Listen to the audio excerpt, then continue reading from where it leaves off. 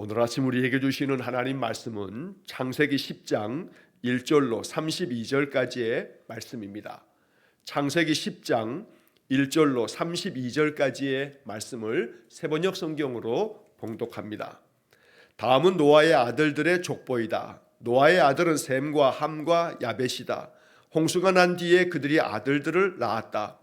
야벳의 자손은 고멜과 마곡과 마대와 야완과 두발과 메색과 디라스이다.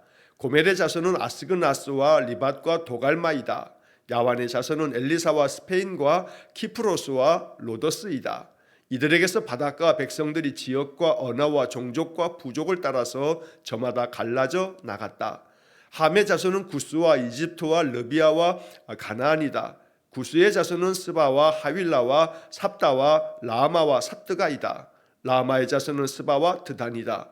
구스는 또 리므롯을 낳았다. 리므롯은 세상에 처음 나타난 장사이다. 그는 주님께서 보시기에도 힘이 센 사냥꾼이었다. 그래서 주님께서 보시기에도 힘이 센 리므롯과 같은 사냥꾼이라는 속담까지 생겼다. 그가 다스린 나라의 처음 중심지는 시날 지방 안에 있는 바빌론과 에렉과 아갓과 갈레이다.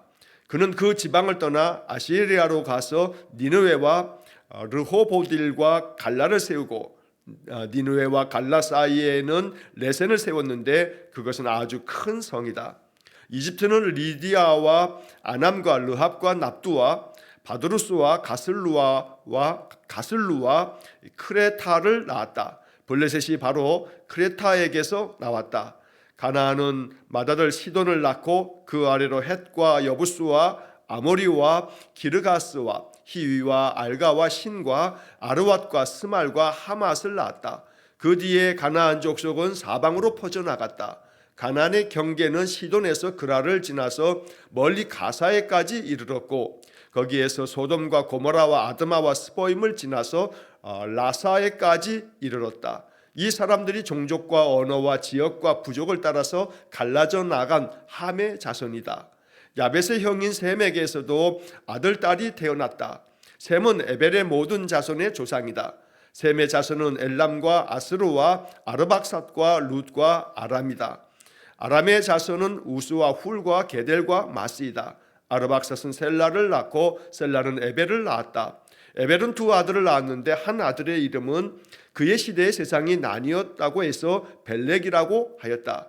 벨렉의 아우 이름은 욕단이다. 욕단은 알모닷과 셀렙과 하살마웻과 예라와 하도람과 우살과 디글라와 오발과 아비마엘과 스바와 오빌과 하윌라와 요밥을 낳았다. 이 사람들이 모두 욕단의 자손이다. 그들이 사는 곳은 메사에서 스발에 이르는 동쪽 산간 지방이다. 이 사람들이 종족과 언어와 지역과 부족을 따라서 갈라져 나간 셈의 자손이다. 이들이 각 종족의 족보를 따라 갈라져 나간 노아의 자손 종족이다. 홍수가 난 뒤에 이 사람들에게서 여러 민족이 나와서 세상으로 퍼져나갔다. 아멘.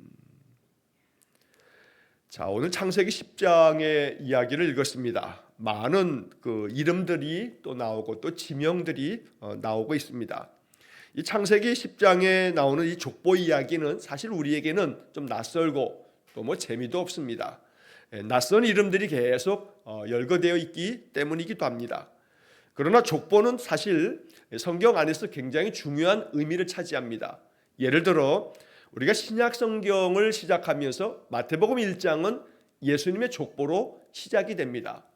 이처럼 족보 이야기는 성경 곳곳에 기록이 되어져 있는데 이 족보를 통해서 이야기하고자 하는 신학적 메시지가 아주 또 중요한 그런 의미를 갖는 것입니다.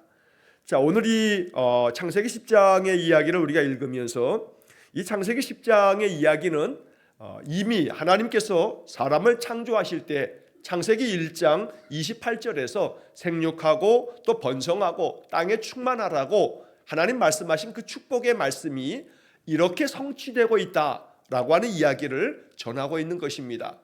창세기 1장 28절에 기록한 생육하고 번성하고 땅에 충만하라는 축복, 이 말씀은 하나님이 세상을 다 홍수로 심판하시고 난 다음에 창세기 9장 1절에도 하나님께서 노아와 그의 아들들을 축복하시면서 말씀하신 겁니다. 생육하고 번성하고 땅에 충만해라. 자, 이 땅에 충만한 것이 성취된 것이 바로 오늘 이 창세기 10장의 족보 이야기입니다. 많은 자손들을 낳게 됩니다. 노아로부터 그의 세 아들 셈, 함, 야벳의 자손들의 명단이 여기에 쭉 열거되고 있습니다. 물론 그들의 자손들을 다 기록할 수는 없습니다.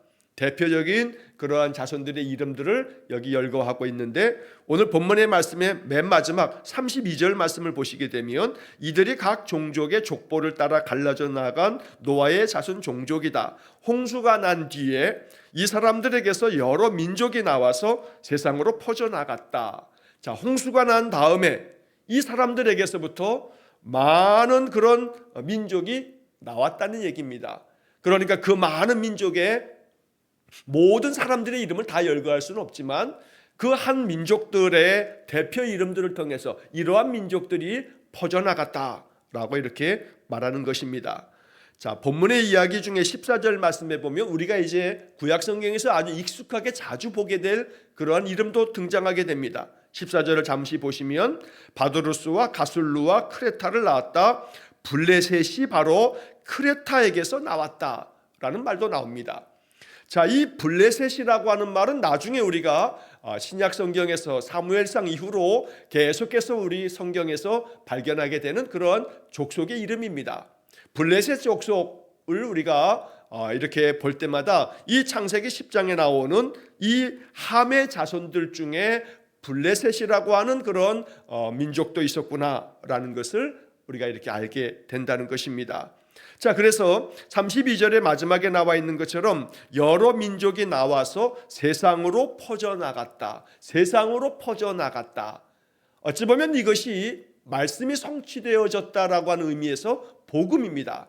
하나님께서 생육하고 번성하여 땅에 충만하여라 라고 말씀하셨는데, 그 땅의 충만함이 이렇게 노아의 자손들을 통해서 많은 종족, 여러 민족들이 나뉘어지게 되고 그들이 세상 곳곳에 퍼져나갔다라고 했으니, 하나님께서 창세기 1장 28절, 9장 1절에서 말씀하셨던 것처럼 생육하고 번성하고 땅에 충만한 것이 이렇게 성취됐다라고 하는 그런 선언이기도 한 것입니다.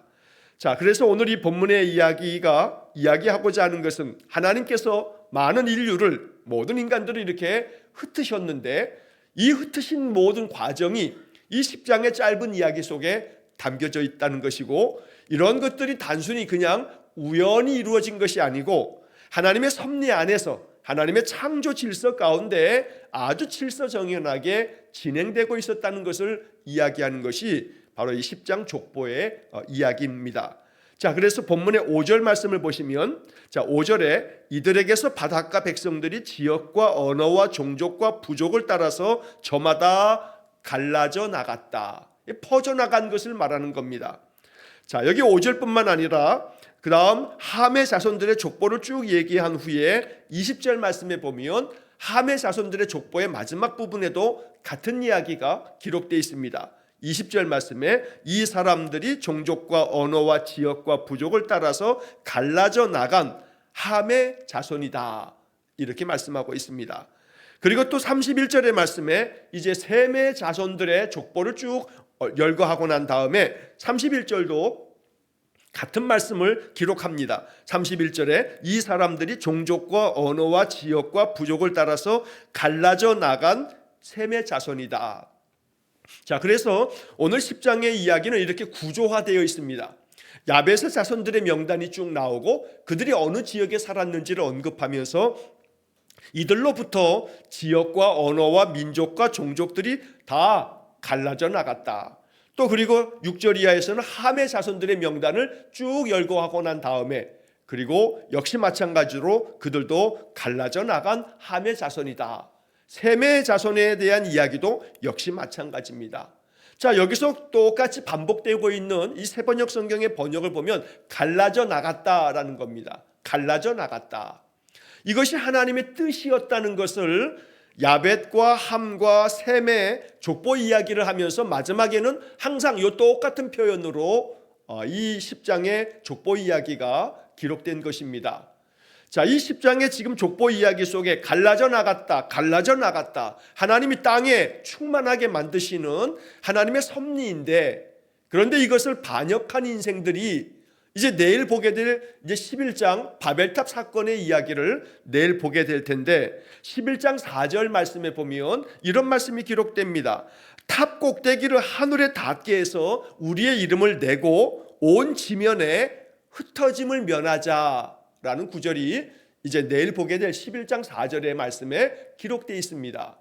자, 바벨탑을 쌓으면서 인간들은 우리가 흩어짐을 면하자, 오늘 이 10장의 표현대로 한다면 하나님이 이렇게 갈라져 나가도록 모든 땅에, 온 땅에 충만하게 만들고 계시는 건데, 그런데 인생들은 우리가 우리의 이름을 내고 하늘에까지, 이 꼭대기까지를 더 높이 쌓아서 하늘에 닿게 하고 우리가 온 지면에 흩어짐을 면하자, 이것이 하나님의 뜻을 거스르는 하나님께 대한 반역의 이야기로 이제 11장에 언어를 하나님께서 혼잡하게 만드시는 그런 역사들을 우리가 이제 성경의 이 흐름 속에서 발견하게 된다는 겁니다. 자, 그래서 이제 오늘 본문의 이야기에서 우리가 꼭 봐야 할 아주 중요한 인물 하나가 등장합니다. 바로 함의 자손들 중에 8절 이하에 나오는 리므롯이라고 하는 인물입니다. 자, 이 리므롯이라고 하는 사람이 건설한 그러한 곳이 어디냐라고 이렇게 쭉 이야기하면서 바로 10절 말씀에 보면 그가 다스린 나라의 처음 중심지는 시날 지방 안에 있는 바빌론과 또 에렉과 아갓과 갈레이다. 자, 여기 첫 번째 바빌론이라고 세번역 성경은 번역합니다. 이게 바로 바빌로니아라고 하는, 우리가 역사에서도 세계사를 공부할 때 바벨론 제국이라고 하는 그러한 곳을 이 리므롯이 처음 이렇게 이 도시 국가들을 이제 이루어 가게 됐다는 건데, 여기 이 바빌론이 바로 이제 11장에 바벨탑을 쌓게 된 바로 그 곳이 이 리므롯이 세우게 된 큰 성읍이었다는 겁니다. 자, 그래서 이 바빌론이라고 하는 이곳에서 이제 바벨탑을 쌓습니다. 그 탑을 쌓은 곳이 바벨이었기 때문에 우리가 바벨탑 이렇게 말하는 것입니다. 자, 그런데 그 바벨탑을 쌓게 된 이 리므롯이라고 하는 사람, 바로 이 리므롯이 오늘 이 10장의 이야기에서 아주 유독 함의 자손의 이야기를 하면서 리므롯이라고 하는 이 한 사람의 이야기를 8절서부터 12절까지 쭉 설명을 하고 있습니다. 자, 8절에 보면 리므롯을 이렇게 말합니다. 리므롯은 세상에 처음 나타난 장사이다. 그는 주님께서 보시기에도 힘이 센 사냥꾼이었다. 그래서 주님께서 보시기에도 힘이 센 리므롯과 같은 사냥꾼이라는 속담까지 생겼다, 이렇게 기록하고 있습니다. 우리가 그냥 이 이야기를 무심코 읽다 보면 리므롯이 하나님 보시기에도 큰 사냥꾼, 힘이 센 사람이라고 얘기하는구나 라고 이렇게 지나칠 수 있습니다. 그러나 사실 여기에는 아주 굉장히 중요한 그런 암시가 담겨져 있습니다. 리므롯이라고 하는 이름의 뜻을 우리가 먼저 생각해야 합니다. 이 리므롯이라고 하는 이 이름은 원래 히브리 말 마라드라고 하는 그런 단어에서 파생된 말입니다. 히브리어 마라드라고 하는 이 동사는 반역하다, 배반하다라고 하는 뜻을 가지고 있습니다. 그래서 이 리므롯이라고 하는 이름은 반역하는 자, 배반한 자라고 하는 뜻을 갖는 겁니다. 이 리므롯에 대한 이야기를 하면서 세상에 처음 나타난 장사라고 얘기하면서 세번역 성경 그 다음에 이어서 9절에 그는 주님께서 보시기에도 힘이 센 사냥꾼이었다. 개역개정 성경을 보시게 되면 이 주님께서 보시기에도 라고 하는 말을 여호와 앞에서 용감한 사냥꾼이라고 말합니다. 어찌 보면 여호와 앞에서 용감한 사냥꾼, 그러니까 이 사람이 참 용감한 사냥꾼이구나, 하나님 앞에서 용감한 사냥꾼이다 라고 하는 말이 마치 하나님께서 이에게 힘을 주셔서 아주 힘있는 용감한 사냥꾼이 되었다는 얘기인가, 이렇게 그냥 읽어버릴 수 있다는 겁니다. 그런데 세번역 성경은 주님께서 보시기에 라고 번역했지만 개역개정 성경은 여호와 앞에서라고 번역합니다. 이 앞에서 또 세번역 성경 보시기에 라고 번역된 이 단어가 아주 의미심장한 겁니다. 히브리 말로는 리프네라는 말이 여기 써 있는데, 이 리프네라고 하는 이 전치사는 어떤 것의 면전에서 또 누구의 눈앞에서라고 하는 뜻을 가지고 있는 단어입니다. 그래서 누구누구의 면전에서, 즉 여호와의 면전에서 힘 있는 사냥꾼이다. 여호와의 그 눈앞에서 그가 아주 힘이 센 사냥꾼이다. 그런데 그 사람의 이름이 반역한 자, 배반한 자, 바로 리므롯이라고 하는 그 이름을 가졌다라고 이렇게 성경은 기록하고 있는 것입니다. 그러니까 한마디로 얘기해서 정리하자면 바로 이 함의 자손 중에 구스의 아들 리므롯이라고 하는 사람이 있는데, 이 사람은 처음 세상에 나타난 장사였는데 바로 주님 보시기에, 즉 여호와 앞에서, 다시 말해 여호와의 면전에서 배반한 자, 반역한 자가 되었다라고 말하는 겁니다. 그래서 리므롯이라고 하는 이 배반한 자, 반역한 자라고 하는 그 이름의 뜻대로 이 리므롯은 바벨론에 가서 탑을 쌓으면서 그가 주장을 해서 바로 우리가 이 탑을 저 하늘에까지 쌓고 우리의 이름을 떨쳐내자, 그리고 온 지면에 흩어짐을 면하자, 다시는 홍수와 같은 이런 일에도 우리가 멸망당하지 않도록 그리하자라고 이렇게 주장을 하면서 바벨탑을 쌓았던 것입니다. 이것이 하나님께 그 이름 그대로 반역이 되고 배반이 되었던 겁니다. 하늘에까지 닿고자 하는 그 교만한 마음, 우리가 결코 흩어짐을 면하기 위해서 온 세상에 우리의 이름을 내자라고 하는 것이 바로 하나님께 도전하며 하나님을 배반하고 반역하는 리므롯이라는 그 이름 그대로 그는 그렇게 세상의 많은 제국을 이루어가는 그런 자가 되었다는 것입니다. 그래서 한마디로 정리하자면 이 리므롯은 하나님 없이도 세상을 다스릴 수 있고 세상에 더 큰 성을 쌓을 수 있으며 그 탑을 하늘에까지 닿게 할 수 있다라고 생각하는 사람들의 대표적인 유형이 바로 리므롯이라고 하는 이름 속에 담겨져 있다는 겁니다. 어찌 보면 오늘날 우리 이 현대를 살아가고 있는 우리 인생들의 이 삶의 모습 속에 우리는 우리 주변에 많은 리므롯을 발견하게 됩니다. 자기가 가지고 있는 힘을 가지고 세상의 많은 것들을 다 다스릴 수 있는 양, 그렇게 온갖 것들을 제 멋대로 제 마음대로 하고자 하는 자들, 어쩌면 그것이 리므롯, 배반하는 자요 또 반역하는 자가 된다는 것입니다. 그래서 오늘 이 세상에 우리가 하나님께서 이 세상을 더욱더 하나님 주시는 은혜를 누리며 살아가도록 세상의 평화와 세상의 참된 질서를 이루어가야 하는데, 이러한 세상의 질서들을 파괴하는 자들, 그래서 함께 서로 공생하며 서로 아름다움을 이루어가는 이 세상 질서를 깨트리는 자들, 어찌 보면 오늘날 우리의 삶의 이야기로 이 이야기를 적용하자면 세상에 많은 평화적인 질서를 깨트리고 있는 아주 강대국의 통치자라고 여겨지는 자들이 어쩌면 이 리므롯 같은 존재가 되고 있다는 겁니다. 여러분, 우리의 동맹이긴 합니다만 미국의 지금 트럼프 대통령이 행하고 있는 것들을 보면 세계 질서를 자꾸 깨트려가고 있습니다. 경제적인 관세 전쟁도 마찬가지입니다만 이 미국은 지금 미국 우선주의라고 하는 그런 기조 아래 유엔에 여러 가지 가입되어져 있는 것까지도 다 지금 그가 이 유엔에서 탈퇴하면서 세계가 한 마음으로 평화를 이루어가야 할 모든 것들을 하나씩 깨트려가고 있습니다. 그러다 보니 어찌 보면 이 리므롯, 세상의 많은 평화적인 질서를 깨트리는 자, 반역하는 자와 같이 그의 힘을 의지해서 자기 나라가 가지고 있는 가장 아주 패권적인 힘으로 여러 이 세상 나라들을 흔들어대고 있는 힘 있는 자, 바로 리므롯이 어찌 보면 오늘 우리 시대에 가장 초강대국이라고 하는 미국의 대통령이 리므롯 같은 자라고 해도 전혀 그 적용에 있어서 그릇됨이 없다는 겁니다. 그러므로 오늘 이 창세기 10장의 이야기는 그 옛날 고대, 바로 이 홍수 이후에 사람들의 역사의 이야기들을 적고 있지만 이것이 오늘날 온 세상 가운데 펼쳐지는 우리의 이야기도 여기에 담겨져 있다라고 하는 것을 볼 수 있다는 겁니다.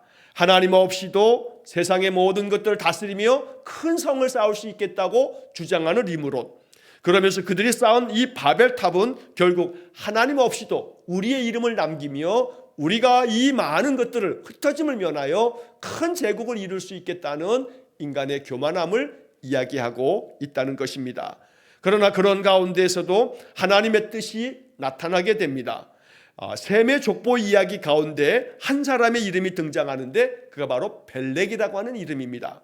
자, 그래서 25절 말씀해 보시면 에벨은 두 아들을 낳았는데 한 아들의 이름은 그의 시대에 세상이 나뉘었다고 해서 벨렉이라고 하였다라고 하는 이야기가 적혀 있습니다. 자, 하나님께서 이렇게 리므롯이 바빌론에서 탑을 쌓으면서 흩어짐을 면하자라고 했던 그 시절, 바로 그때 하나님께서 바벨탑을 흩어버리시면서 결국은 모든 자들이 다 흩어지게 만드시는 그러한 일들이 벌어졌는데, 바로 그 시대가 어느 시대냐면 벨렉이 태어날 그 당시 그 시대였다고 바로 이 족보 이야기에 그 사건을 적고 있는 것입니다. 그래서 에벨이 두 아들을 낳았을 때 그 한 아들 벨렉이라고 하는 아들을 낳았을 때 하나님께서 그 시대 세상을 나누었다고, 바로 이 세상을 나누었다라고 하는 그러한 시대에 그 태어난 그 아들 이름을 벨렉, 이 벨렉이라고 하는 이름의 뜻은 나눔, 분열이라고 하는 뜻입니다. 하나님께서 흩어짐을 면하자고, 그래서 하나님께 대항하고 반항하는 그 인생들을 하나님께서 나누시고 분열시키셨다라고 하는 뜻으로 벨렉이라고 하는 이름을 만들어 주었다는 겁니다. 이것이 하나님께서 생육하고 번성하여 땅에 충만하라, 그래서 많은 각각의 자손과 종족과 또 부족에 따라서 그들이 다 갈라져서 그들의 삶의 자리로 다 흩으셨는데, 하나님께서 이렇게 행하시는 창조 질서를 거스르고 리므롯, 거역하는 자, 반역하는 자가 돼서 꼭대기까지, 저 하늘 끝까지 우리가 탑을 쌓자고 교만했던 인생들을 하나님께서 벨렉, 다 분열시키시고 흩으셨다고 말씀하고 있는 것입니다. 오늘 이 창세기 10장의 이야기를 통해서 우리는 하나님의 창조 질서를 깨트리는 자들에 대한 하나님의 그 섭리, 하나님의 주권적인 역사가 어떻게 펼쳐지는지가 바로 창세기 10장과 11장으로 이어지는 이야기 속에서 바로 그런 메시지를 담고 있다는 것입니다. 결국 이 말씀을 묵상하며 우리는 마음속에 이런 기도를 드려야 합니다. 하나님께서 세우신 이 세상에 하나님의 모든 질서를 아름답게 따라가는 것이야말로 하나님 백성의 마땅한 일이며 이것이 인생의 가장 참 복된 일이라는 것입니다.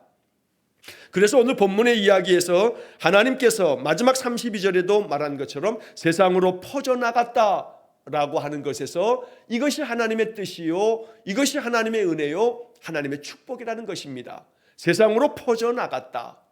오늘 이 이야기는 사도행전의 이야기로 이 말씀이 이어질 수 있습니다. 그래서 이 10장에 게시되어져 있는 말씀은, 10장에 담겨져 있는 이 복음의 말씀은 사도행전에서 오순절 성령 강림이 임재하신 다음, 그래서 이 초대교회가 형성이 되어지게 됩니다. 사도들은 성령을 받고 이제 정말 그들은 제자로서 또 증인으로서 그들의 목숨까지 내어놓는 순교자가 나올 만큼 그렇게 그리스도의 복음을 위해서 충성된 사명자가 되었습니다. 그러면서 베드로의 설교에 의해서 하루에 3,000명 넘는 사람들이 회개하고 돌아오면서 예수를 구주로 믿는 교회 공동체가 만들어졌습니다. 그러나 하나님께서는 이렇게 예루살렘에 모여드는 자들을 흩으셨습니다. 그래서 하나님은 이 예루살렘 교회가 핍박을 받게 되고 그 박해로 말미암아 저들이 흩어지면서, 그러면서 복음이 사마리아로 또 유대와 사마리아와 땅끝까지 퍼져나가는 이야기가 바로 사도행전의 복음의 확장의 이야기인 것입니다. 그래서 오늘 이 창세기 10장에 하나님께서 여러 민족들이 이렇게 세상에 퍼져나가게 하신 것, 바로 이것은 하나님이 이루시고자 하시는 하나님의 뜻이기 때문에 사도행전을 통해서도 복음의 역사가, 성령의 임재하심이 예루살렘에 머물 것이 아니라 이 예루살렘으로부터 온 유대와 사마리아와 땅끝까지 이르러 내 증인이 되라 라고 하나님이 계속해서 복음이 확장되고 확장될 것을 말씀하신 이야기로 이 구약의 이야기가 신약의 이야기로 연결되어지고 있다는 것입니다. 그러므로 오늘 우리는 이 말씀을 묵상하면서 하나님, 나의 삶을 통해서도 이 창세기 10장의 하나님의 뜻이 내 삶에 이루어지기를 원합니다 라고 기도할 수 있어야겠습니다. 이 창세기 10장의 영적 메시지는 결국 하나님께서는 하나님이 이루시고자 하는 하나님의 그 축복이 세상에 퍼져나가기를 원하신다는 겁니다.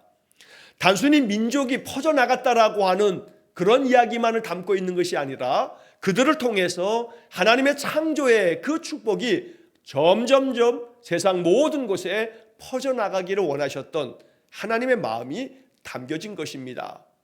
올 한 해를 시작하면서 우리 성도의 정체성이 무엇이냐 하는 이야기를 하면서 우리가 올 한 해 교회 표로 정한 것처럼 내가 여기 있나이다, 나를 보내소서라고 하는 그런 말씀 속에서 나는 사도다, 나는 제자다 라는 말씀을 지난 2주 동안에 주일 아침마다 나누었습니다.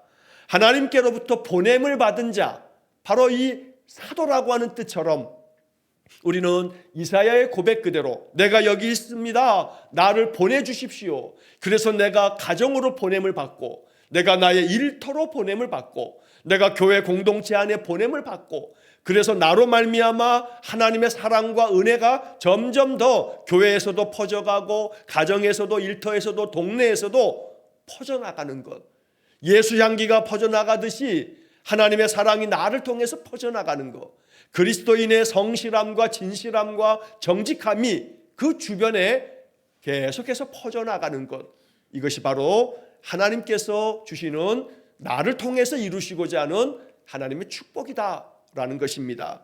그러므로 오늘 이 창세기 10장에서 우리가 하나님이 이 말씀을 통해서 보여주시는 그 계시의 관점으로 본문을 봤을 때 정말로 복음은 맨 마지막 표현, 세상으로 퍼져나갔다, 많은 종족들이 퍼져나갔다는 이야기로 읽을 것이 아니라 세상으로 퍼져나갔다. 무엇이 퍼져나가냐 하면 하나님의 사랑이, 하나님의 그 약속이, 하나님의 축복이 누구를 통해서냐 하면 나를 통해서, 나를 통해서 하나님의 그 은혜의 역사가 점점 더 주변 사람들에게로 퍼져나갔다.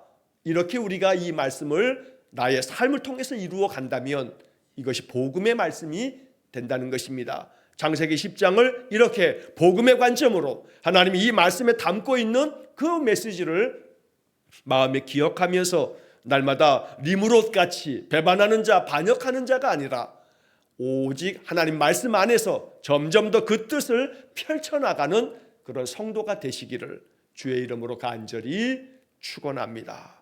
기도하겠습니다. 자비로우신 아버지 하나님, 성경의 말씀을 읽을 때마다 그 속에 담겨져 있는 복음을 발견하고 또 하나님께서 계시하시는 주의 뜻을 발견하는 은혜를 내려 주옵소서. 오늘도 창세기 10장의 족보 이야기를 통해서 하나님 마음을 알게 하시고 하나님께서 사람을 만드시면서부터 주셨던 생육하고 번성하여 땅에 충만하라는 말씀이 노아의 세 아들들을 통해서 여러 민족과 종족들이 나누어지고 또 흩어지게 되면서 세상에 저들이 퍼져나갔다는 말씀이 우리에게 복음인 것을 깨닫게 주옵소서. 오늘 이 말씀과 같이 하나님의 영이 임하자 하나님의 사도들이 또 그리스도를 따르는 신실한 제자들이 저들이 하나님으로 인하여 흩어지면서 온 유대와 사마리아와 땅끝까지 복음의 증인되었던 것처럼 하나님의 역사가 이렇게 온 세상에 퍼져나간 것처럼 오늘 우리의 삶에도 그와 같은 역사가 우리 성도들을 통해서 이루어지기를 간절히 원합니다. 그리하여 세상으로 퍼져나갔다는 오늘 본문 마지막 말씀처럼 우리 성도들을 통하여 그리스도의 신실한 사랑이 우리 주변으로 퍼져나가는 그런 역사가 있게 해 주옵소서. 오늘도 한날의 삶을 주님께 의탁합니다. 날마다 우리 성도들의 모든 인생 속에 주님 관여해 주시고 날마다 우리의 삶을 인도하여 주옵소서. 모든 것을 주님께 의탁하오며 예수님 이름으로 기도하옵나이다. 아멘. 우리 구주 예수 그리스도의 은혜와 하나님 아버지의 극진하신 사랑과 성령의 교통하심이 주의 은혜를 덧입고 그 은혜를 내 주변으로 퍼쳐나가기를 간절히 소원하며 그 사명 감당키를 기도하는 머리 숙인 귀한 성도들 위에와 저들 가정과 온 가족들 위에 영원토록 함께 하시길 축원하옵나이다. 아멘.